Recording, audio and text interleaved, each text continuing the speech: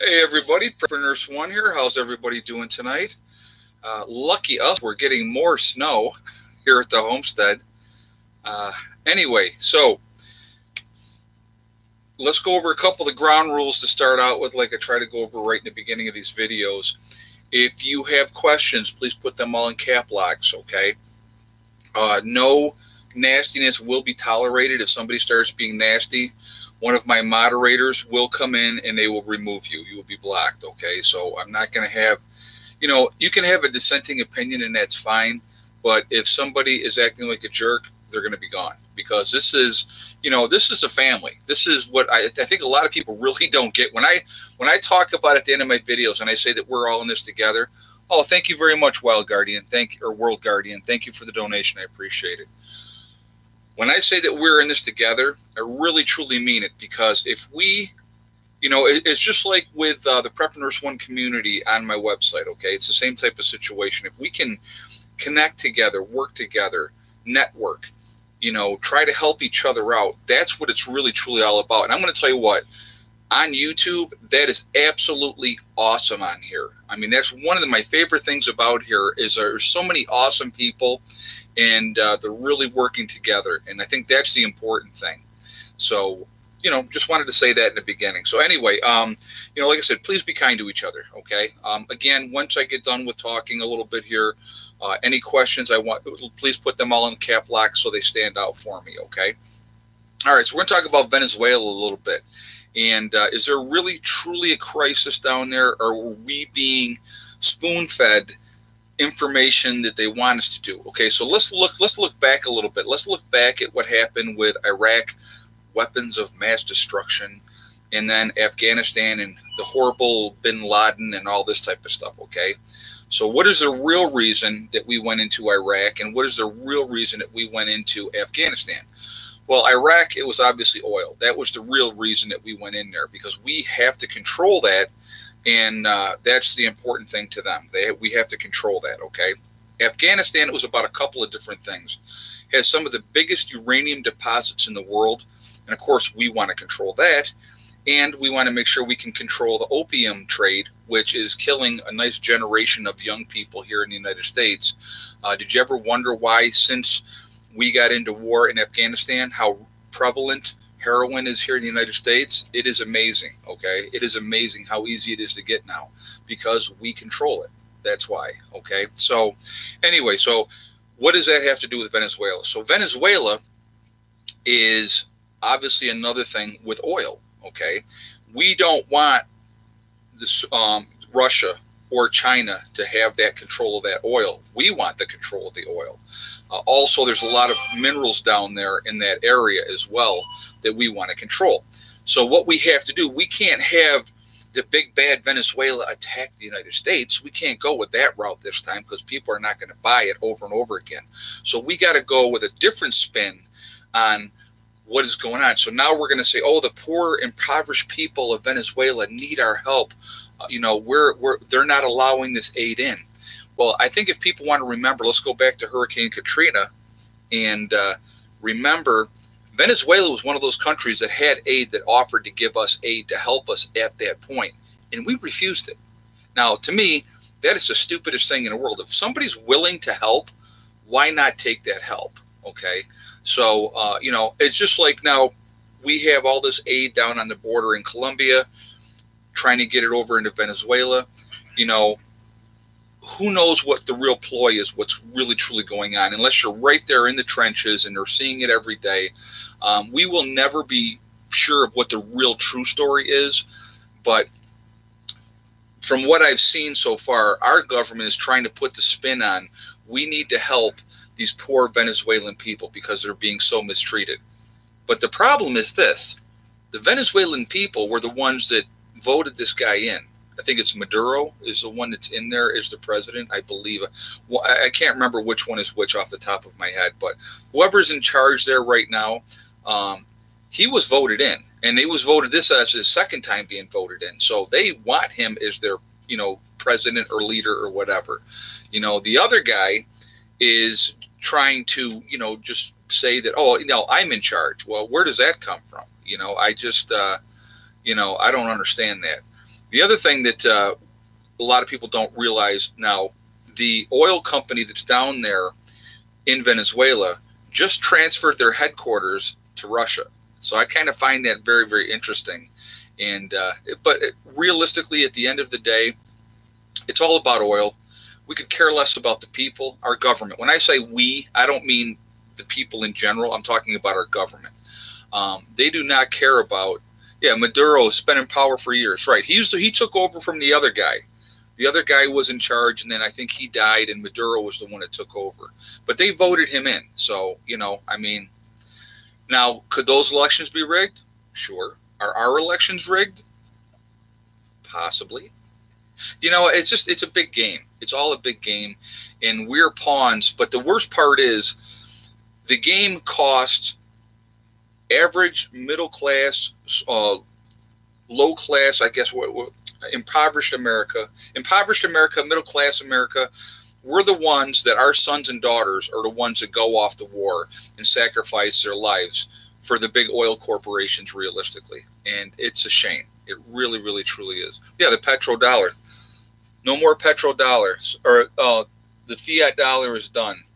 Well, you know, it's like everything, we control all of that, you know, and look what we've done with that. So it's a really bad situation as far as I'm concerned. I know we're not given the whole story of what's truly going on down there in Venezuela. We got to remember something else too, guys, and this is a wake-up call for Americans that need to pay attention to this. In 2012, the Venezuelans disarmed their people. Okay, now there's the reports that have been coming in that the military fired on the civilians and they returned by throwing rocks at them. Well, if they hadn't been disarmed, they'd be able to defend themselves. So we need to remember that here in the United States as well. Don't let these people disarm us, because you know, it's a scary situation, very, very scary situation. So let me see. Yeah, we need to. Carlene just said we need to take care of our own. You are absolutely right, Carlene. I'll tell you what I want to see the president do more than anything else. Nothing to do with Venezuela. Not worried about the wall. What I want to see the president do is one of the promises that he made when he was elected. Infrastructure of this country. Our country needs to completely redo the power grid. We need to work on our roadways, work on our waterways, work on our dams, our bridges. That's what we need to do, okay? That's funny. But that's what we need to do, guys. We really need to focus on working on that infrastructure, because that's the problem. I mean, if we focused on the infrastructure, and let's say it was $100 billion, let's just use that as a number. Think about, number one, the jobs that it would create, which in turn would have people putting money back into the economy because they're going to be buying things, because they're going to be having a good job. And you could put people in this country to work for years and years and years. So, got my tea here. So, ready to rock and roll. Okay. Let's see. Yep, us first. Absolutely. The USA, we need to definitely take care of our own first. That is the most important thing. Infrastructure is always last because they don't want us to prosper. Yeah, and you know what, Drewman? I think, you know, it's ridiculous, because if we worked on that, if we put the money into the infrastructure, this economy, I mean, I think they're saying it's growing at like 2.6%. Think about how much it would boom then if people had good jobs working on the roads, working on, you know, the waterways and the dams and the bridges and the electrical grid. I'm telling you what, our electrical grid is so antiquated that it's ridiculous. The whole thing needs to be completely overhauled. So instead of bailing out the banks like we did, back in 2008 and all that money we gave all those banks, we should be putting that into our infrastructure of our country. Russia is coming for us 100% guaranteed. You know what? I don't agree with that. I really don't, because Russia, us, and China are the big dogs, okay? China wants to be the biggest dog. I would be more concerned about China than I would be about Russia, I'll be honest with you. I think you would see, just like during the Second World War, I think we would team up together with with Russia against China. I really think that that's what would happen. You know, well, let's see what we got here. But they are running out of food, both of them. You know, they have so much area that they could grow whatever they wanted to. I don't see them running out of food. Absolutely not. I mean, if they, you know, if we all realistically, and not just America, United States, but China and Russia, if we focused on, and I hate to use the word green, but green is a great term for it. If we focused on getting greenhouses up in every freaking neighborhood, all over the place, and taught people how to grow their own crops again, which doesn't happen anymore. In the cities, you could turn all those rooftops into gardens. Could be easily done. It wouldn't really cost that much money. Teach people how to do that again, but there's no money in it for the powers that be, so they won't do it. Needing to harden the power grid against an EMP attack. You are right, Robin. Absolutely, we need to do that. I know Russia has been working on hardening their power grid, so... Mountain Girl, thank you very much, hon. I appreciate the donation. Thank you very much. You know, Russia's been hardening their infrastructure, you know, as far as their electrical grid and stuff like that, where ours, like I said, ours is a joke. I mean, it'd be nothing to take it out. Russia, China, and Iran are the three that you don't think that that's a problem. You actually think that Iran is a problem? They're no threat to the United States. They're a threat to Israel, but not to the United States. But we're going to have Israel's back, so that would pull us into anything that would happen over there, to be honest with you. It absolutely would. But like I said, Russia can be a threat, but think about how long Russia was the boogeyman, guys. If you pay attention to stuff, you will see what's going on. There's always a boogeyman. There's always got to be the bad guy. You know, so for a long time, it was Russia. Russia was the bad guy. And then it was Cuba. Like Cuba is any kind of threat to us with Fidel Castro. Come on. Now, I mean, he's dead now, but, I mean, that was no threat either. Now, if the Soviet Union at the time had put ballistic missiles in Cuba, then it would have been an issue, obviously. But we stopped that, okay? But, you know, Russia started locking up doors on the borders with localized country internet. Well, you know what? Those guys over there, they got their own ball game that they're doing, you know. And if they, you know, if they know, just like we know, if we got into a nuclear exchange with Russia, nobody wins. Nobody wins. Saudi Arabia is the silent bad guy. Yeah, let's talk about 9/11 for a second with how many of the hijackers were from Saudi Arabia, which people don't talk about that. Most of them.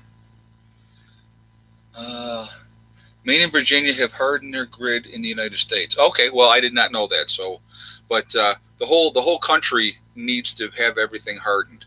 It really does, and needs to be redone.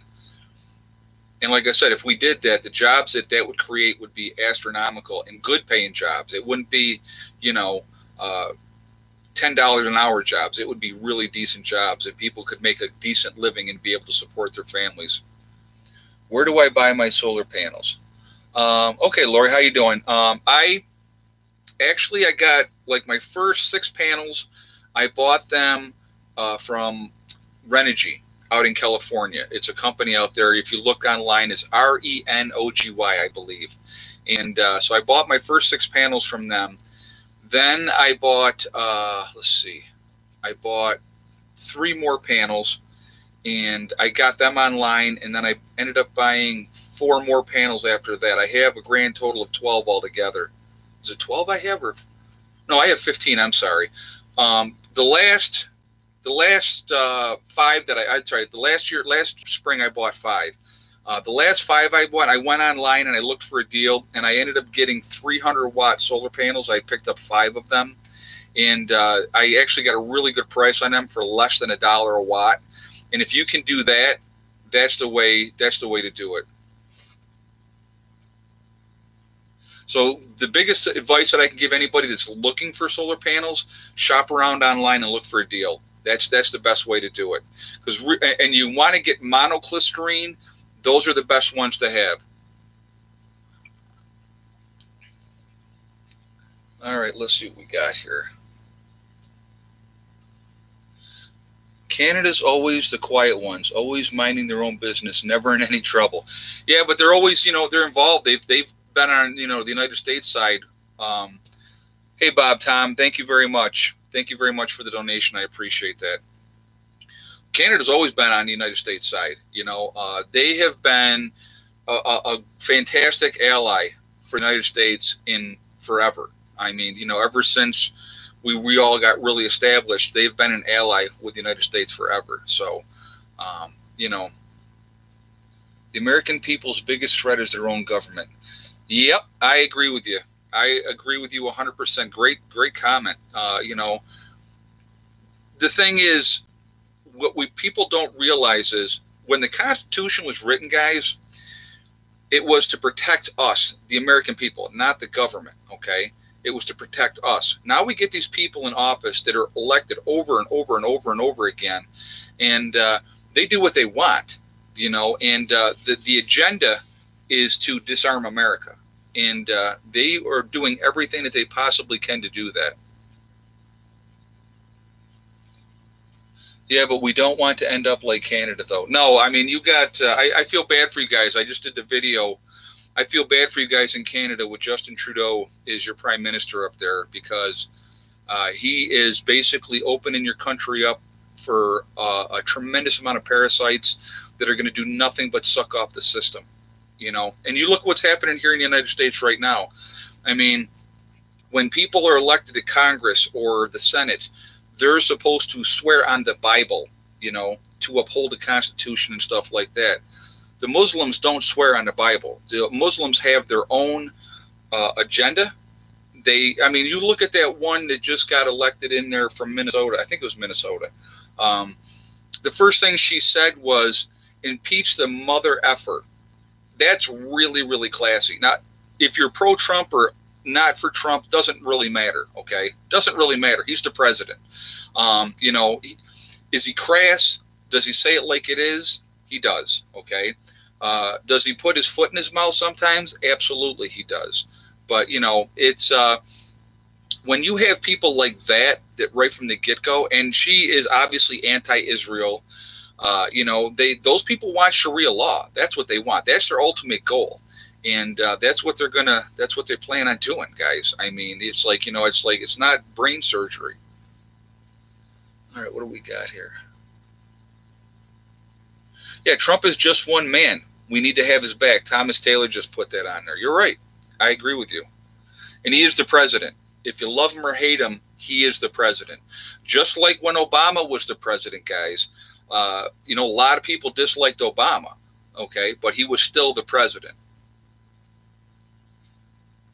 How do I protect my solar panels from hail? You know what? I've only had hail up here probably just the one time since we had the solar panels put up. And it wasn't any major hail, anything like that. If they said we were getting huge hail, I would actually take sheets of plywood and I would put them over the top of the solar panels. That's how I would protect them. Once we have the new solar rack in place, which will be done this spring, what I plan on doing is being able to, okay, so here's going to be the solar rack, and it's going to be adjustable, okay, like this. Can you see? Oh, yeah, you guys can see that. Okay, so it's going to be adjustable like this. But I want to be able to have it so I can flip it completely around so the solar side is down. If we have a huge hailstorm or something, I want to be able to flip that so that we can protect the panels. So it's going to be, different levels. It's not just going to be like locked in here or locked in there. It's going to be any one of those. So it's going to have different levels that it can be locked in at. It's going to be really neat once we make this. You're going to really like it, I think. It's going to be a really cool project. A lot of the sheriffs are not allowing to confiscate weapons. They are standing up. Well, that's awesome. I know the county that I live in, I think that the sheriff said that he's not going to enforce that as well. So I think that that's a great thing, because it's a ridiculous thing that, that they're doing right now. All it is, guys, is a gun confiscation. I had somebody made a comment. Well, I bet such and such family wish that they had the red flag law, because the mother killed her 2 daughters and killed her soon-to-be ex-husband. And, she said if they had had the law, she could have been disarmed. Well, crazy people, guys, are going to get weapons.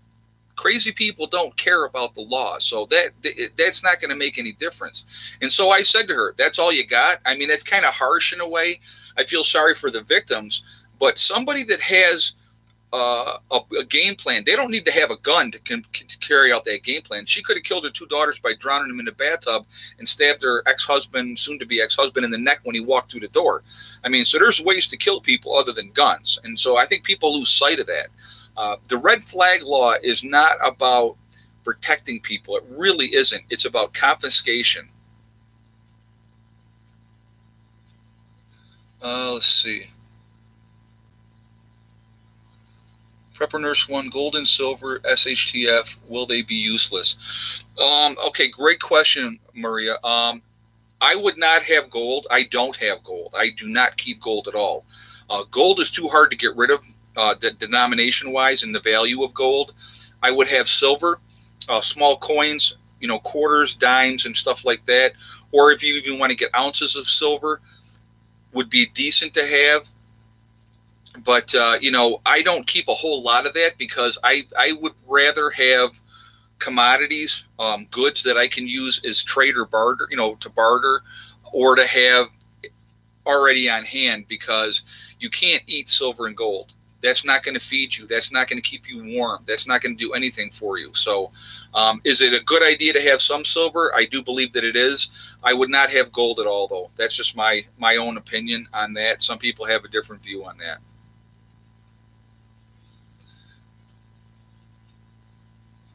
In war, gold and silver is useless. Yeah, if there is a major event here in this country, yeah, see, silver eagles, I have some of those as well. Yes, I like those as well.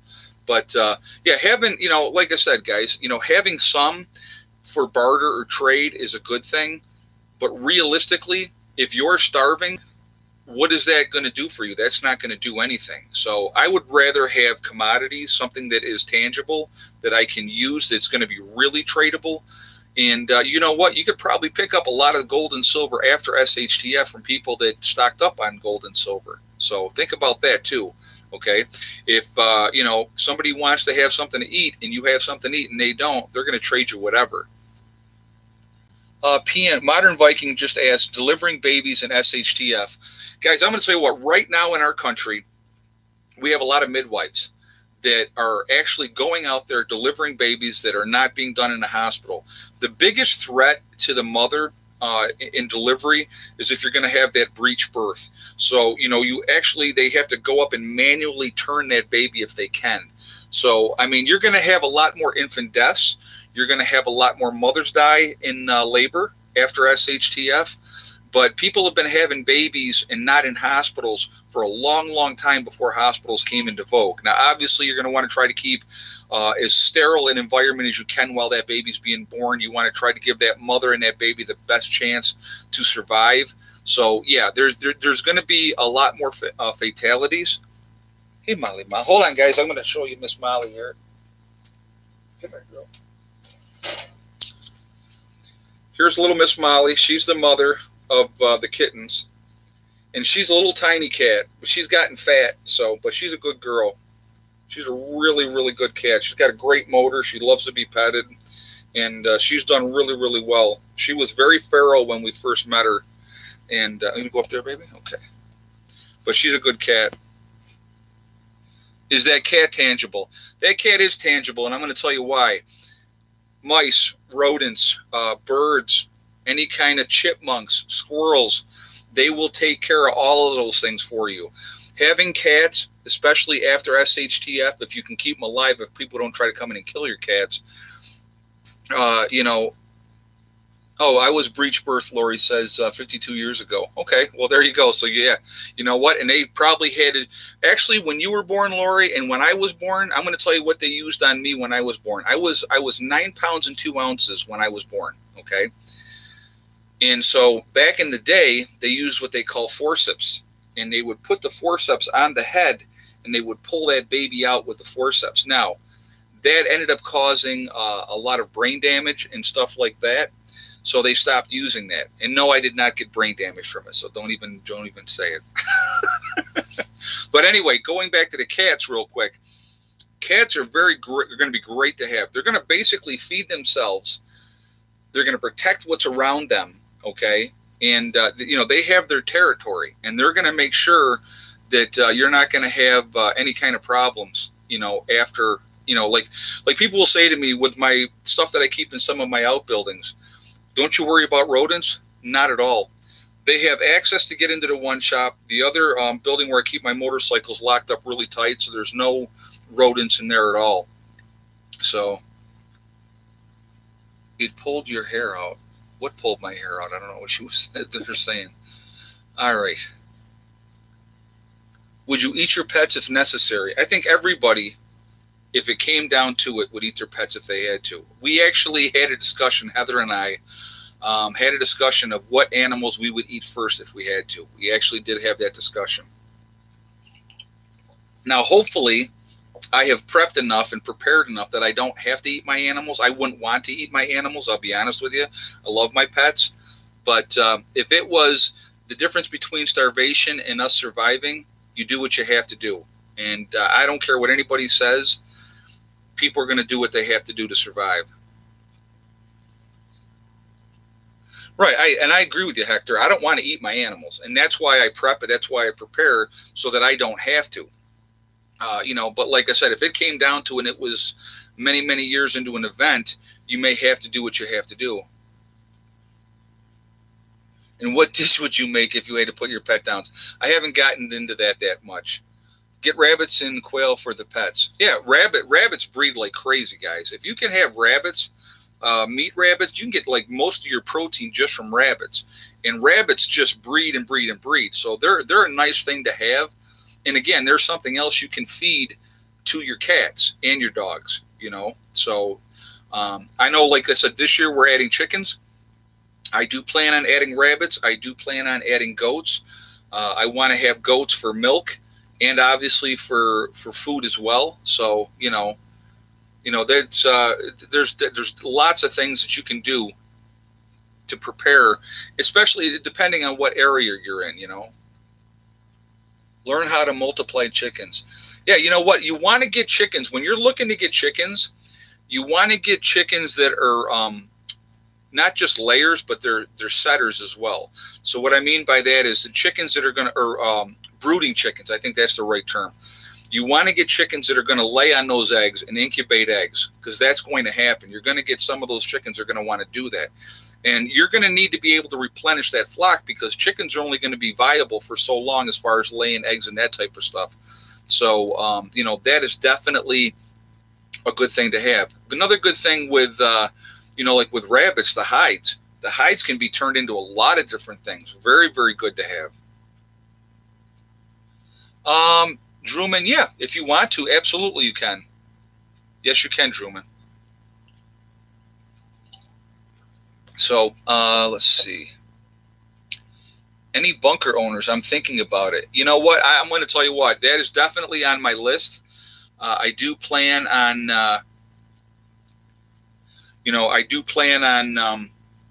putting in something here, be it basically considering it a cold shelter, root cellar type of thing that can be doubled as a bunker if it came right down to it. Rabbits aren't tough, taste like chicken. You're right, absolutely.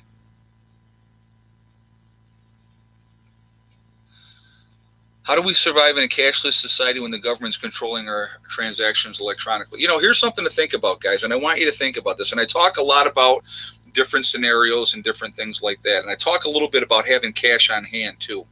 And it could be as little as $500, okay? I mean, everybody should have some money on hand. And I say as little as 500, but you want to try to have a decent amount of money cash on hand if you can. I know a lot of people, myself included, we're basically, everybody I think is month to month. But if we can have money on hand, if the power went out tomorrow and didn't come back on, I don't care if you had $300,000 in the bank, it's not there. It's not tangible. You can't go and get it. If the power goes out, it's gone. It's like magic. It's not there anymore. So having cash to be able to do something, and actually in the cash, how long is that going to be good for after SHTF if you think about it? Maybe in the very beginning a little bit, but after that, paper money, forget about it. So after, like, if an event happened and you had to go to the store and you had, you know, $300-400, you can actually get a lot of stuff right then and there, because they're not going to be taking the debit card. I see people at the store, and I've seen this, and it blows my mind. Go into like a Wegmans, which is a major grocery store up here in the Northeast, and just get a pop. Let's say they picked up Coca-Cola, okay, $1.59 or whatever it is, and they swipe their card. I'm like, you don't have $2 on you? I just never understood that. Never understood it. Having cash on you is important. Having that little nest egg back for emergencies, even, guys, is a really smart thing to do. Food and water will be a tangible, useful items. Will be better for SHTF. You can't eat gold and silver or debit cards or cash. You are correct, Survival Prepping 101. Great comment. Like I said, tangible things that are going to be tradable. You know, being able to, having a way to charge up something. Hey, Drewman, thank you very much. I collect Lodge casting pans. What is the best way to season them? Oh, Merry Christmas. Thank you, too, for the donation as well. Oh, quail are good setters. Okay. Yeah, quail as well. But there's a smaller bird and a smaller egg. Lodge, the best way to season your Lodge pans. They actually, I'm going to tell you what. I'm not going to, there's a ton of videos out there on YouTube that will walk you through step by step exactly how to season your cast iron. I also have Lodge cast iron. They're great to have, but there's a ton of instructional videos. So I don't want to steer you into a whole thing about the whole Lodge thing right now and how to season your cast iron. But just type in your search engine, seasoning cast iron pans. And there will be 800 videos that are going to come up that are going to talk about how to do that, okay? But, you know, so survival, he just said cooking oil works great, fine for cast iron. And it does, you know. The biggest thing with cast iron, guys, is you don't want to use soapy water to clean it. You don't want to do that, okay? So that's the one thing I will say, too, as far as, like, for clean, you know, like dish soap and stuff like that to clean it. Yeah, I try to pick up as much cast iron as I can. I look for it every year at garage sales, and I have gotten some great deals on cast iron, guys. I mean, I had 3 pans one time, 3 different sizes. So it was like a smaller one, a bigger one, then a little bit bigger. And, you know, I ended up picking all 3 of them up for like $5. Need to watch for burning points with oils. Sonny P just said that for your cast iron. So there's some advice for you as well. And keep them oiled. Yeah, I use an oil on them and keep them. That helps keep them good as well.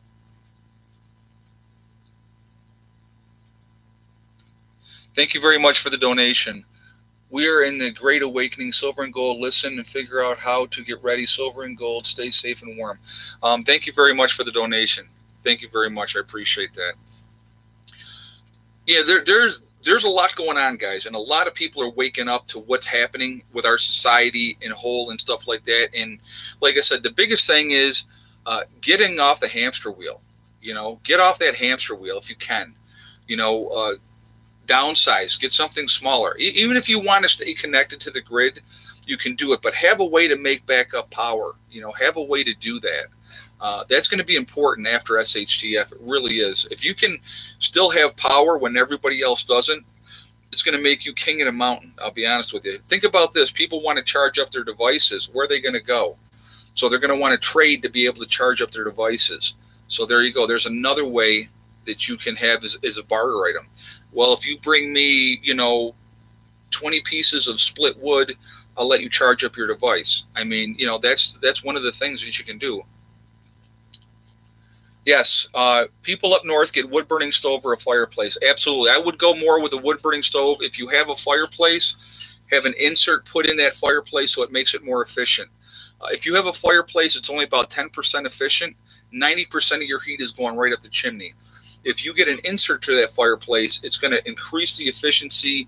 I think it makes it like 70% more efficient if you have that insert in your fireplace. If you can have a wood-burning stove or, you know, that you can use, that is definitely the best thing to have. Like I said, I heat with wood, so I'm going to tell you what, there is no better way to have than wood heat. Nothing beats it. I'm telling you what. Like I said, wintertime here, most of the time, and I say most of the time, 95% of the time, we have windows open, even in the dead of winter and the dead of night, because it gets that warm in here because of the wood stove. What kind of battery do I use for my solar? Okay, what I have L16E Trojan batteries. Okay, they're about 100 pounds a piece. They're heavy battery, and they're designed strictly for strictly for solar. And but there's a lot of other options out there, so you really want to shop around if you can afford it. You don't really like, those are lead acid batteries. Okay, so you have to make sure you check your water and stuff like that, and you have to use distilled water and everything like that. But there's a lot of other options out there, and they'll last a lot longer, but they're a lot more expensive. So you kind of basically comes down to affordability. I started out with marine deep cycle batteries, and I picked them up at Sam's Club at the time, and they worked very well in the beginning. But then, like I said, when I upgraded, then I switched it out. People are not going to want gold, food, and water. Merry Christmas. Thank you for the donation. And that's his comment. You're right. Food and water is going to be the key. If you have enough food and water and you have other supplies on hand, having a little silver is not a bad idea. And when I say a little silver, what do I mean by that? I would say, dimes and quarters, probably, if you could have 20 of each, if you could have 20 silver dollars, that would be the way to go. And that would give you a decent amount of tradable stuff to use. Other than that, like I said, I would rather have commodities, and I talked about that. What do I do for refrigeration? I have a very normal refrigerator like anybody else, Dharma. What we do with our refrigerator, because when we go to bed at night, we kill the power. So what I do is I have ice blocks that I use. I use like the orange juice containers, like the ones that are about this high. They're about maybe like that wide. And I fill them with water, keep them in the freezer. And actually at night, I leave 2 of them in the freezer, which keeps the freezer completely cold. I put 1 in the refrigerator, which keeps the refrigerator very cold. And it works freaking great. I mean, it absolutely works great when the power's off. And then when we get up in the morning and we turn the power back on, we just put that ice block back in the freezer. And it has worked out great for us. I actually have 2 refrigerators. I have one in the camper, again, a normal size refrigerator, and then we have the other refrigerator in the house. Now, this time of year, I'm going to tell you, I do have the camper disconnected because we don't really use it in the winter. It's basically storage. So, but we have a normal refrigerator like anybody else. Kind of morbid, but you can get gold and silver after others are dead. Prep food and water. I mean, you know what? And again, after SHTF happens, people will give you whatever they have to have food and water. So, how do I protect my fridge against an EMP? There's really not a way that I could protect that as far as from an EMP, unless I had it in a Faraday cage. But how am I going to keep it hooked up to power if I have it in a Faraday cage? So there's really no way to do that. That's why underground storage is a really viable option. What I do plan on doing when I make my fruit cellar or root cellar is take a section of that and turn that into a freezer. And so if I can keep that one area cold and keep the other area freezing, that's my ultimate goal, is to have refrigeration and freezing underground completely, away from any kind of electricity at all. And that would work, very well. Will we be forced to go to FEMA camps? Doris asked that question. I think it really depends on the situation. I don't think anybody's going to be forced to go to a FEMA camp. I think it's going to be an option, and they're going to use, we can feed you, we can take care of you, and we'll help you. And like now, if there's a natural disaster right now, there are FEMA camps that get set up, and it helps people out and stuff like that. I would be very cautious after SHTF what their intentions are. Were they truly looking to help people or not? I'm not saying that for sure they're not going to, but am I going to dig a root cellar? I do plan on it, yes. Yes, I do. But But I'm also going to, when I do make my root cellar, it will all be concrete underneath there. It's all going to be, it's a concrete floor, concrete block, everything like that. So, but yeah, as far as FEMA camps goes, like I said, you're going to have to use your own discretion. I think a lot of people are going to go for help, and they may get it and they may not. So, I mean, you know, it's going to be an individual choice at that point.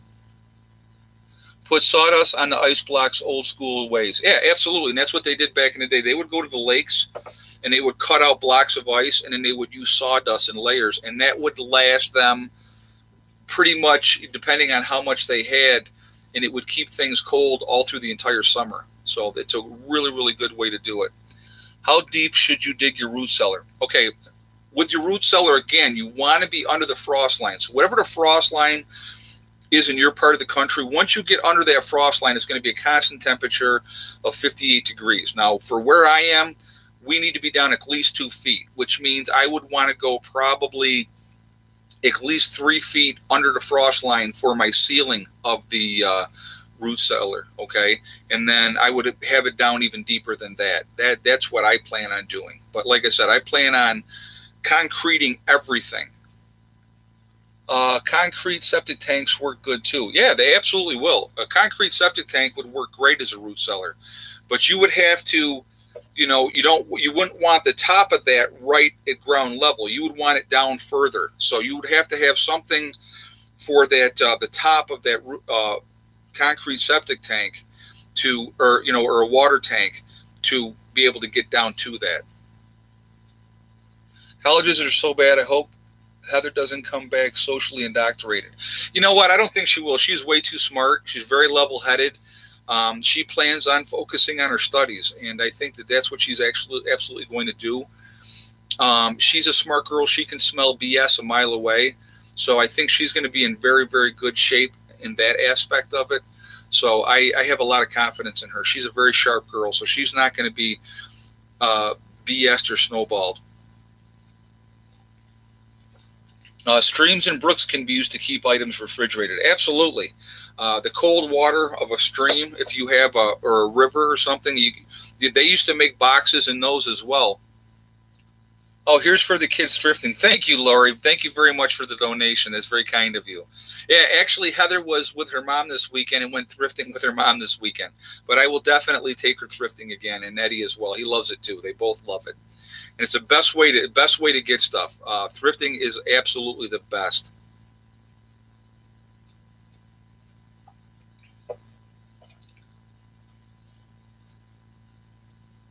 She has a good role model. She will be okay. Yeah, she does. She's my daughter is so much like me that it's scary.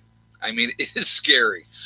She's stubborn, bullheaded, opinionated.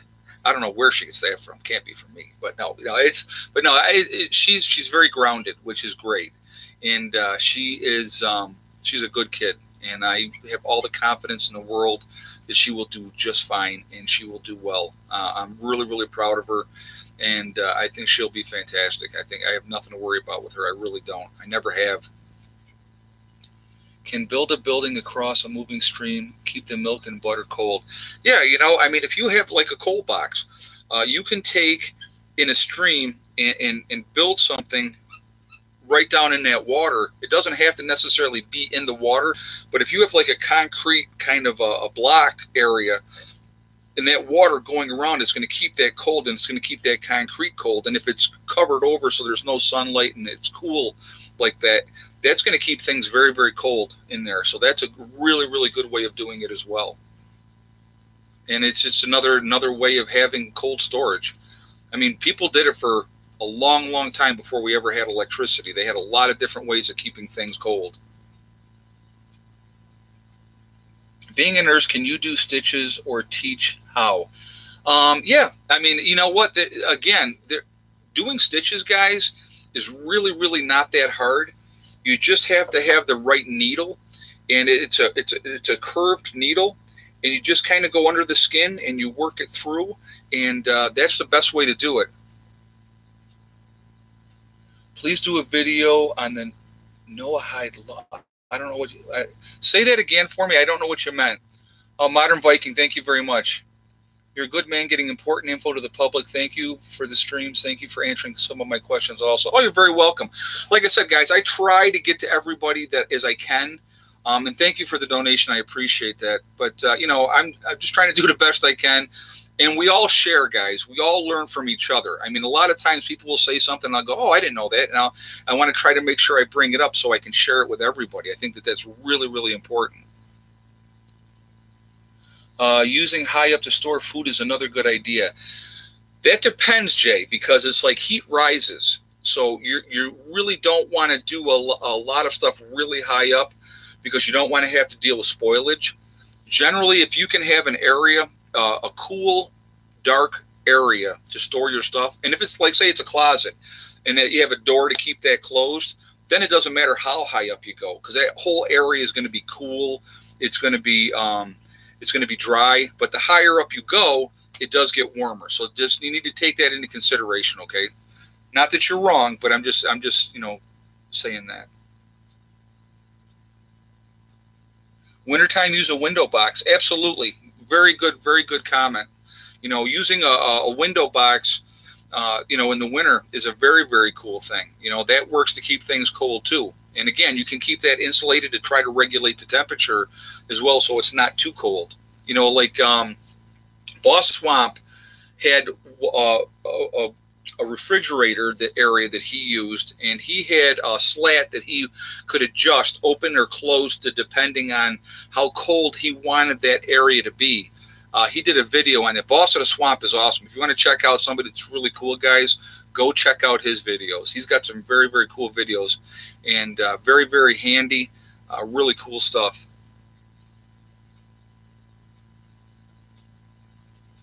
Have a stitch and needle and a ball peen hammer for anesthesia. Yeah.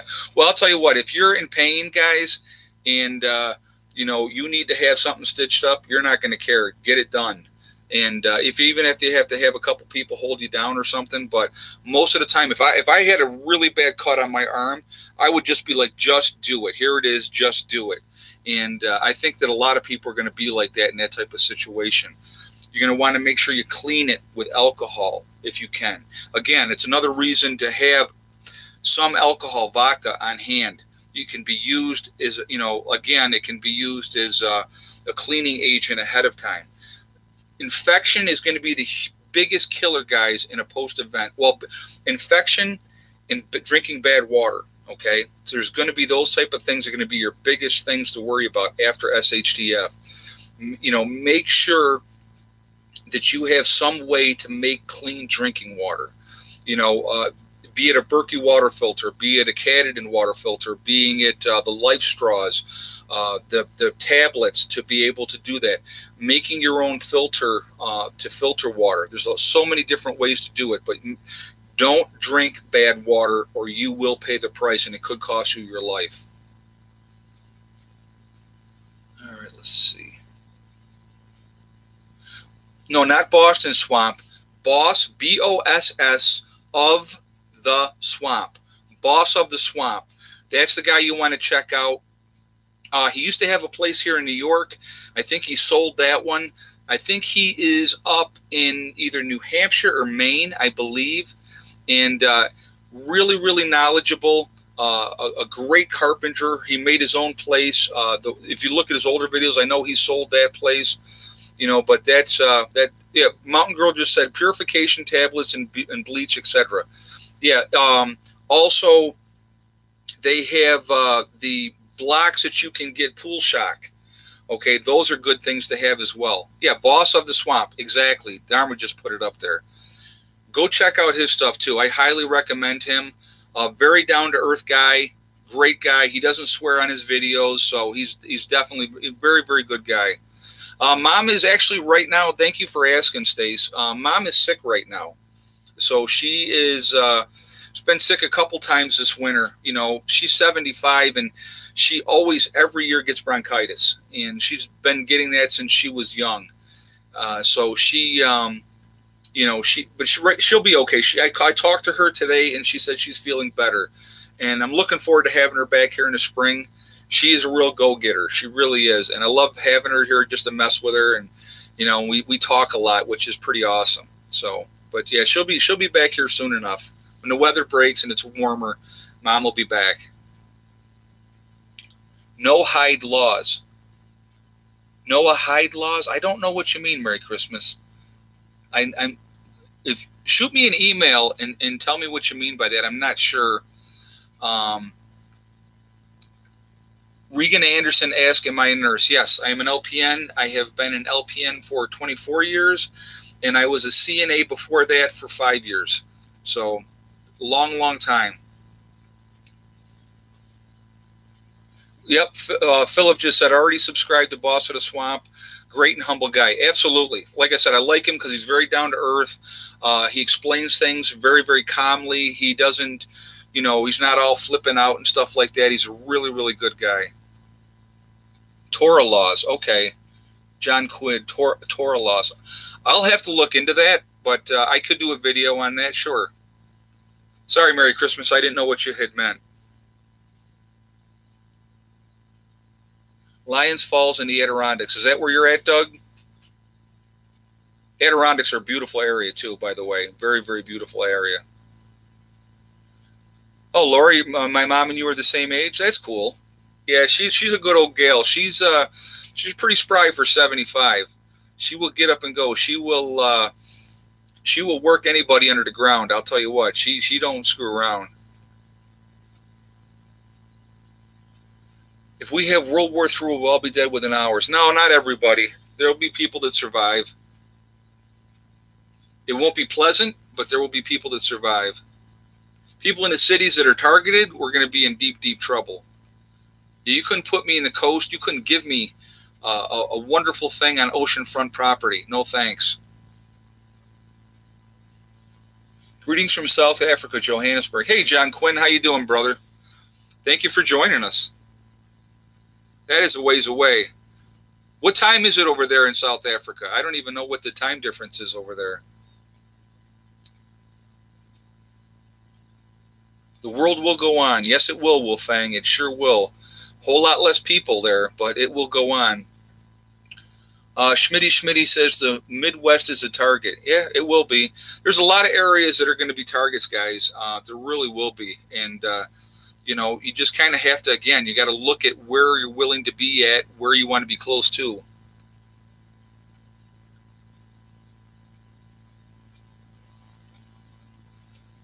Stay away from all big cities. Very, very true. Very, very true. Oh, our mom is the same age. Sorry, Laurie. Okay. Sorry about that. Because I was going to say, I'm like, man, you don't look 75. So, yes, your mom is the same age. That's funny. All right, what do we got here? The 100 on Netflix is a good movie. Yeah, I watched that. Actually, it's a very cool series. I watched that. Very, very wild stuff. I think she means laws living off-grid.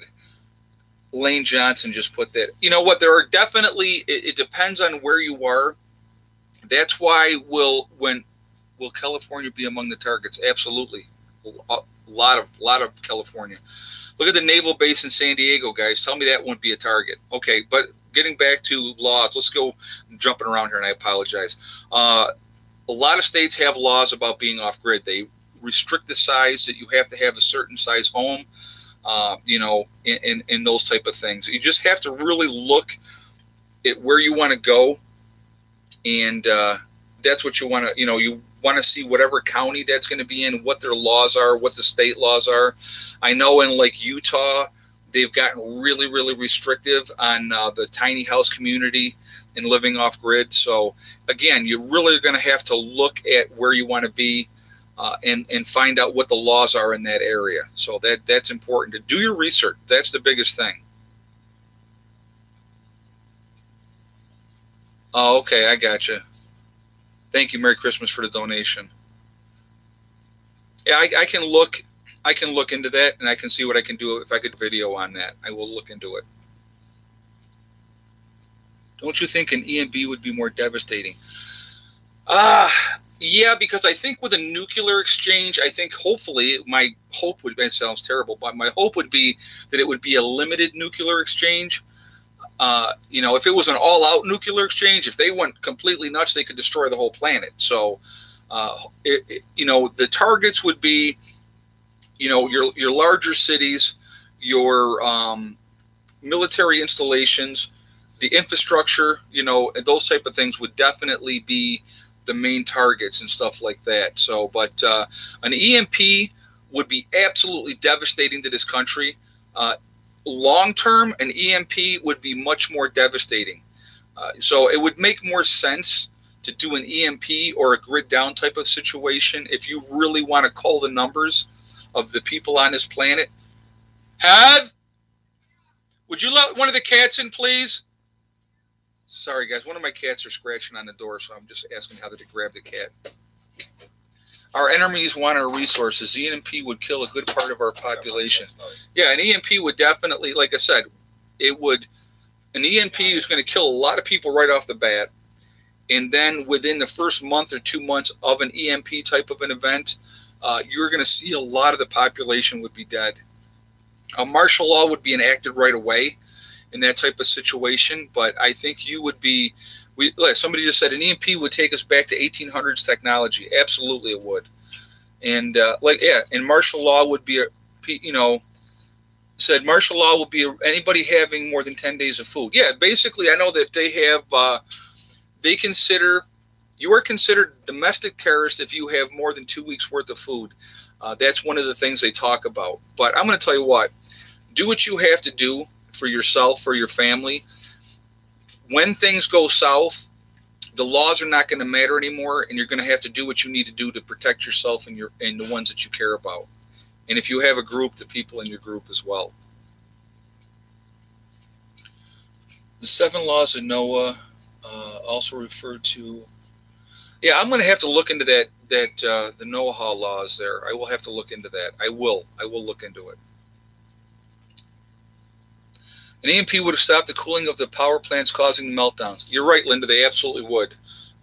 It would be very, very bad. You do not want to be close to, you don't want to be close to that at all if you can help it. And, being close to a nuclear power plant. Get away from them. Do it now if you can. Do I have night vision goggles? Well, Bob, I'm not going to answer that question if I do or don't, because that's something that would be for ops, and I'm not going to talk about. Oh, no hide laws. It's a religious thing, apparently. Okay, thank you, Survival Prepping 101. Like I said, I can look into it, and then I honestly, I can't tell you that I will or won't do a video on it, but I will look into it first and decide if I want to or not. I will say that. Burnout from waiting for SHTF. I know the secret.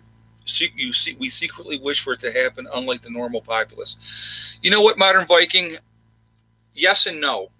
It's funny that you say that, because there's part of me that wish it would just happen and be over with, and another part of me wishes that it never happens. So, I honestly, overall, I hope it never happens. I don't mind being called crazy. I don't mind being called, paranoid and those type of things. That's fine. I know that if something happens or if something doesn't happen, I know that I can take care of my own. And that's more important to me than anything else. What people think or don't think of me, I really, as far as that goes, if they think that I'm crazy, I really don't care. Could windmills, waterfall wheels be built after SHTF? MT Coiner. And thank you for the donation, and great question. Absolutely they could. Great way to create power. A great way to make a grinding stone so that you're going to grind wheat or anything else like that just from using the power of that inside of a building. Be a great way to do it. Yeah, and Cindy just said, no one wants it to happen. It wouldn't be pretty. Right. The loss of life would be catastrophic. I don't say when something happens. I really, truly believe something is going to happen, and I don't say it's going to be this or that or the other thing. It's just an inevitability that something will happen. And unfortunately, it'll be a very, very horrible thing. And, so like I said, being prepared is, Night vision is not illegal. Yukon Cornelius just said that. You're right. It's not illegal. But why would I tell somebody if I have it or if I don't ahead of time? It doesn't make any sense, you know. So you don't want to give away information that you have. So that doesn't make any sense to give out that information, that type of information. It'd be like me laying out a whole display of guns and saying, I have this one for this, and I have this one for that, and I have this one for that. You're giving away information that you don't need to give away. JJ Big says, using a bicycle to generate power for a washing machine to wash clothes. Absolutely. You can take a garbage can, a metal garbage can, and hook that up and use that garbage can to spin that garbage can to wash clothes. Absolutely. That would work out very, very well. What do I think of the lawmen refusing to follow unconstitutional laws? I think it's awesome. We need more of the sheriffs, more of the police officers to stand up for that Second Amendment, and I think that that's a very important thing. We need to have people say, no, enough is enough. The Constitution was written for a reason, and people need to follow the Constitution. They can't just make up the rules as they go along and decide to do whatever they want to do. That's not going to work. I'm right in the new Madrid fault zone, just waiting for that to go off. And it will eventually again. It will. It went off, I think it was 1810, I think it was, that it went off, I believe. You should get Dr. Lauren Day. Okay, thank you, Merry Christmas. I will look her up. Thank you for the donation again, by the way. Thank you very much. Let's see. In the winter of 1812. Okay, thank you. Because I knew it was in early 1800s that happened. They say that that's something that generally hits about every 200 years, and obviously we are past 200 years.